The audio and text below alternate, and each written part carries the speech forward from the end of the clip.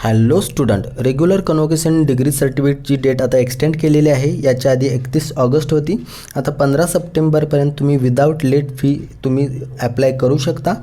त्याचबरोबर with late fee तुम्ही 20 सप्टेंबरपर्यंत ॲप्लाय करू शकता.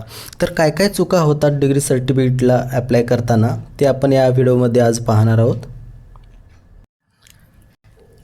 कसे ॲप्लाय करायचे याचा व्हिडिओ पूर्ण बनवलेला आहे. तुम्ही माझ्या व्हिडिओ चेक करू शकता. या व्हिडिओमध्ये आपण फक्त बघणार आहोत की काय चुका आपण करायच्या नाहीत. तर सर्वप्रथम तुम्हाला इथे एडिटवर क्लिक करायचं आहे. ओके, एडिटवर क्लिक केल्यानंतर तुम्हाला प्रत्येक गोष्ट चेंज करता येते. इथे आता तुमचा PRN number, seat number direct येईल. नाही आलं तर तुम्ही ते टाकू शकता. त्यानंतर इथे नाव टाकताना आणि मराठीत नाव टाकताना चुकू नका. प्रत्येक वेळेला ह्या गोष्टी होतात. आता स्टुडंट नाव टाकताना इथे खाली दिलेलं आहे, please inter student name as per marksheet. तर तुमच्या मार्कशीटवर जसे नाव असेल, जसं तुमचं सरनेम सुरुवातीला असेल किंवा तुमचं नाव असेल त्याचप्रमाणे इथे टाकायचं आहे. ओके, त्यानंतर मदर्स नेम पण तुमच्या मार्कशीटवर जर पूर्ण असेल तर पूर्ण टाका. फक्त सुरुवातीचं नाव असेल तर तेवढंच टाका. त्यानंतर चुकीचं जर असेल तर तुम्ही याच्यावर जर चेंज केला तर तुम्हाला तुमच्या मार्कशीटवर सुद्धा नंतर चेंज करावं लागेल, नाहीतर तुम्हाला ॲफिडेविट ठेवावं लागेल. ह्या गोष्टी होतात, त्यामुळे ह्या गोष्टी लक्षात ठेवा. त्यानंतर तुमचा ॲड्रेस टाकताना तुमचा डिस्ट्रिक्ट बघा, तालुका बघा, कारण तुम्हाला बायपोस्ट हे सर्टिफिकेट तुमच्या घरी येतं. त्यामुळं ह्या चुका करू नका. भरपूर जणांच्या ह्या चुका होतात. पिनकोड वगैरे तुम्ही जिथं राहत असाल ते व्यवस्थित ॲड्रेस तुम्ही फिलअप करा. इथे परमनंट ॲड्रेस असेल. Okay, mobile number, email ID टाका. त्यानंतर कॉलेजचा PUN कोड टाकताना सुद्धा चुका होत आहेत. तुम्ही इथे क्लिक केल्यानंतर click to change college. Okay, याच्यावर आल्यानंतर तुम्हाला PUN कोड जो आहे तो तुम्हाला क्रॉस चेक करायचा आहे. आता कसा चेक कराल तर तुमच्या तो मार्कशीटवर असतो. मी इथे दाखवतो तुम्हाला. तुम्ही तुमचं मार्कशीट ओपन केलं, फायनलचं असेल कुठलंही चालेल.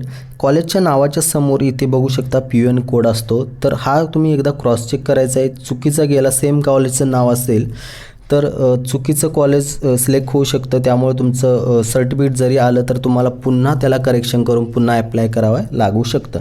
त्यामुळे तुम्ही इथे पहिला मार्कशीटवर तुम्ही क्रॉस चेक करून बघा, त्यानंतरच पुढं प्रोसेस करा. त्यानंतर तुम्हाला जी एक एक्झाम डेट असते, आता इथे खाली पासिंग मंथ आहे. इथे तुम्हाला एक्झाम झालेली मंथ टाकायचा आहे. तो तुमच्या मार्कशीटवर तो देखील असतो. इथे मार्कशीटवर वरती बघू शकता एक्झाम एप्रिल मे दिलेला आहे. तर ही तुम्हाला हा मंथ टाकायचा आहे. इथं रिझल्टचा मंथ तुम्हाला टाकायचा नाही आहे याच्यामध्ये. ही एक चूक करू नका. आता एडिटवर क्लिक केल्यामुळे इथे मंथसुद्धा तुम्ही चेंज करू शकता. पण तुमचा जर तोच मंथ असेल तर ठेवा, नाही तर इथे तुम्ही चेंजसुद्धा करता येतो. एप्रिल मे असेल किंवा तुमचा वेगळा असेल आणि इथं चुकून दुसरा आला असेल तर तुम्ही इथे चेंजेस करू शकता. त्यानंतर पासिंग इयर जर तुमचं इथं चुकीचं येत असेल तर तुम्ही वरती एडिटवर क्लिक केल्यामुळे इथे पासिंग इयरसुद्धा चेंज करू शकता. आता हा रेग्युलर असल्यामुळे 2023-24 वाल्यांनाच आहे. ओके, त्यानंतर अजून एक गोष्ट आहे की रिझल्ट. आता ज्यांनी इथे क्लिक केल्यानंतर ज्यांचे हॉनर्स सब्जेक्ट आहेत त्यांना एक प्रॉब्लेम येतो की आम्ही कसं ॲप्लाय करायचं म्हणून. हॉनर्सवाल्यांनी इथे बघू शकता फर्स्ट क्लास विथ हॉनर्स असा ऑप्शन सिलेक्ट करायचे आहेत. इथं आता सगळे ऑप्शन आहेत. जसे ग्रेड असतील तुम्हाला तर त्याच्याबरोबर सेकंड क्लास विथ हॉनर्स आहे. तर तुमचा जो असेल, ओके, मार्कशीटवर जे असेल फर्स्ट क्लास, सेकंड क्लास, त्यानुसार तुम्ही इथे सिलेक्ट करा. त्याचबरोबर डिस्टिंक्शनसुद्धा असेल तर त्यासाठी पण इथे दिलेलं आहे डिस्टिंक्शन विथ हॉनर्स. तर अशा प्रकारे तुम्हाला इथे सिलेक्ट करायचे आहेत, नाही तर तुमच्या सर्टिफिकेटवर येणार नाही आहे. ओके, तर हा देखील इश्यू होता भरपूर जणांचा. त्यानंतर अंडर क्लास इम्प्रूव्हमेंट हे ज्यांनी त्याच्याबद्दल देखील मी त्या व्हिडिओमध्ये पूर्ण डिटेल्स सांगितलेले आहेत. तुम्ही हा अशा प्रकारे फॉर्म फिलअप करू शकता. या चुका करू नका. बाकी फॉर्म पूर्ण फिलअप केलेला आहे मी, त्याचा व्हिडिओ बनवलेला आहे, तो तुम्ही व्हिडिओ बघा जर तुम्हाला पूर्ण फॉर्म फिलअप करायचा असेल तर. आणि ज्यांची एक्झाम 2022च्या आधी झालेली असेल त्यांनी इथून जायचं आहे सप्लिमेंटरी कन्व्होकेशन सर्टिफिकेट, याच्यावर क्लिक करून याच्या थ्रू प्रोसेस करायची आहे. याच्या थ्रू क्लिक केल्यानंतर इथे तुम्हाला 1947 पासून इयर सिलेक्ट करू शकता तुम्ही. त्यामुळे काही प्रॉब्लेम नाही. 2023पर्यंत इथं आहे. तुमचं जर 2020-21ला कधीही एक्झाम झाली असेल तर तुम्ही इथे सिलेक्ट करू शकता.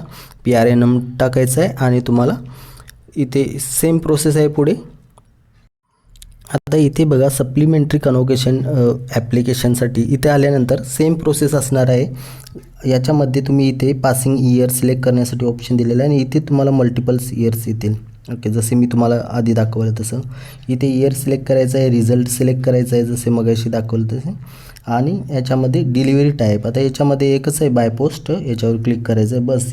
आणि बाकीची जी इन्फॉर्मेशन आहे ॲज इट इज टाकायची आहे जसे मी तुम्हाला मागच्या व्हिडिओमध्ये दाखवलेला आहे तो तुम्ही व्हिडिओ बघू शकता.